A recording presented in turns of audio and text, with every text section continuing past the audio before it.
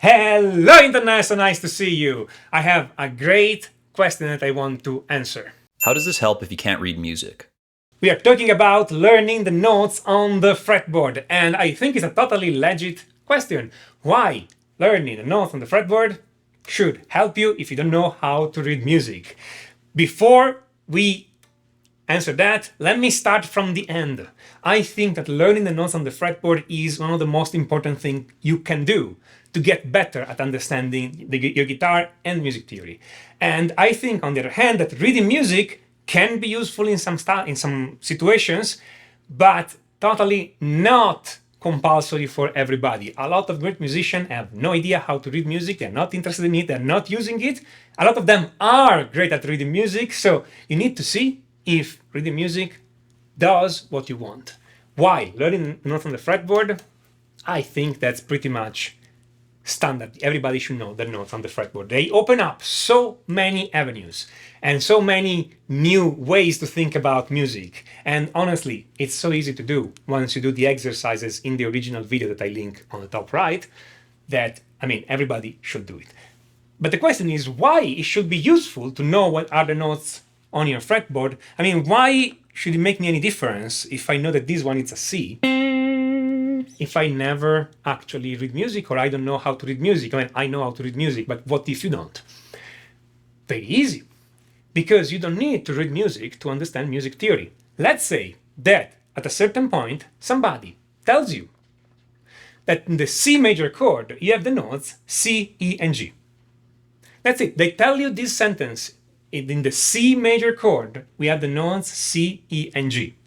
Every time I play a C major chord, you can play the notes C, E, and G, and they will sound good. Those are not the only notes that will sound good, but those three notes definitely will sound good every time. Okay? Now, you haven't read anything on a score. You just listened to me talking. I didn't show any score in this video. But now, if you know what are the notes on your fretboard, you know about C, E, and G, and if I'm playing a C major chord, you can play any one of those notes, and they will sound good when you improvise or play a melody over this C major chord. Or somebody can play a C major chord, and you can pick two or three of those notes, maybe this C and this E, and you can play a second rhythmic part while somebody plays this, you play this. Okay, and it works together because you are playing the same notes. Or you can think the C major chord is maybe the notes C, E, and G. In how many positions I can play those three notes? I can play the C, E, and G here, but I can also play them here. But I can also play them here. But I can make it. I can also play them here. Okay, but I can also play them here. But I can also play them here. But I can also I can go on and on and on. I can also play them here. I can go on and on and on and on and find more and more position, and all of those are C major chords. And so every time somebody tells me the song here has a C major chord, whether I can read music or not, maybe I can just read the letters on top. Okay, so the chords on top. I know that I have all those possibilities. It becomes possible to not know how to read music, though again, if you find yourself reading a score pretty often, maybe you should. But if you do not know how to read music and the score on top as the chords, if you know enough positions for those chords, you can hold your own at a jam session or at a rehearsal without knowing how to read all the actual notes. Again, I'm not recommending this. I'm just saying, even if you don't know how to read music, you can still do something. Okay, and honestly, for us guitar players, playing chords and all those things, it's way more common than actually reading music and playing melody. Okay, there are only so many reading gigs out there. There are a few, but in many situations, they're just giving you a chord chart, and then you have to figure out where to play it. Okay, and literally, the entirety of figuring this out, at least in principle, is that you know the notes on your fretboard, you know the note in every chord, and you play the note that are in the chord whenever the chord appears. Of course, that's simplifying it a lot, because then in practice you need to know all those chords by heart and know a few of those shapes by heart and know how to connect them. But if you need help going through this, honestly, I suggest you guys give a look at my course, Complete Chord Mastery, the link on the top right. And will take care of everything about all these, and you see that it's super easy once you get the idea to play any kind of chord progression and any kind of in any kind of style all over the fretboard without even thinking too much, okay? Without having to read a single note on the score, okay? Knowing all those notes in your fretboard, again, opens up all those possibilities. It also opens up the possibility of playing things in a more comfortable way. Sometimes you go, I don't know, on Ultimate Guitar or other website, and you find the tablature of a transcription of a song you like. So maybe they're transcribing the solo, and sometimes they're transcribing it perfectly right, and sometimes they're not transcribing it right. Because what's the problem with this is that the same note can be played in more than one position on the guitar. C could be here on the first fret on the second string, but it also could be at the 5th fret on the 3rd string. It also could be at the 10th fret on the 4th string. It also could be at the 15th fret of the 5th string, and it could also be here, which is the 20th fret of the 6th string. Whenever somebody is playing a C note, you could choose any one of those positions. Whenever you have two notes, you have a lot more positions for one note and then the other.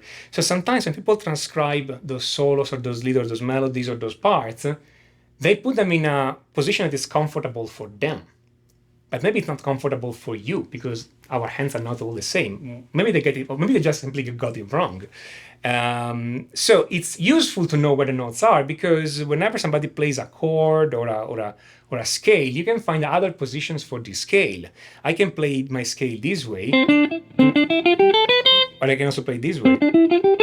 But I can also play it this way. But I can also play it. Okay, and there are all those different positions, and depending on how I arrange those notes around, I can use different slides or different bends or different other elements of phrasing, okay, hammer-on, spool-off, etc., in different positions. And so it becomes important for us guitar player to know how to play the exact same melody using different strings and different positions, because in any one of those positions, we have different opportunities for different techniques, okay? So make sure, all this comes from knowing your fretboard. And once you know your fretboard, it becomes second nature really fast, okay? Playing the same thing in a different position so that you can find the most comfortable and the most musical way of playing this on your instrument. And again, this has nothing to do with reading music. Then, if you know how to read music, well, then you have to learn the notes on your fretboard, okay? It's not that you first learn to read music and then you learn the notes on your fretboard. You have to learn the notes on your fretboard and then to learn how to read music. Think about it. What good does it do to you if you learn to read music first? You look at this chord, you see that note, and you think, that's a C. And then what do? You don't know where the C is on your fretboard, so you're stuck. So first, learn the notes on your fretboard. Once you have the notes on your fretboard, then learning to read music is much, much easier, because whenever you're going to read a C, you know where all the C's are without even thinking. Make sense? And so this becomes even more useful to do before you learn to read music.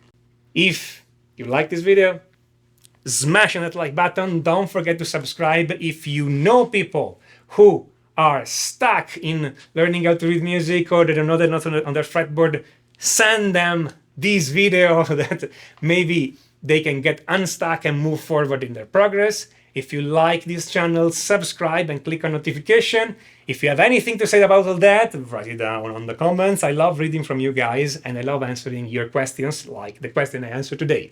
This is Tommaso Zilio of MissDiriForGuitar.com, and until next time, enjoy!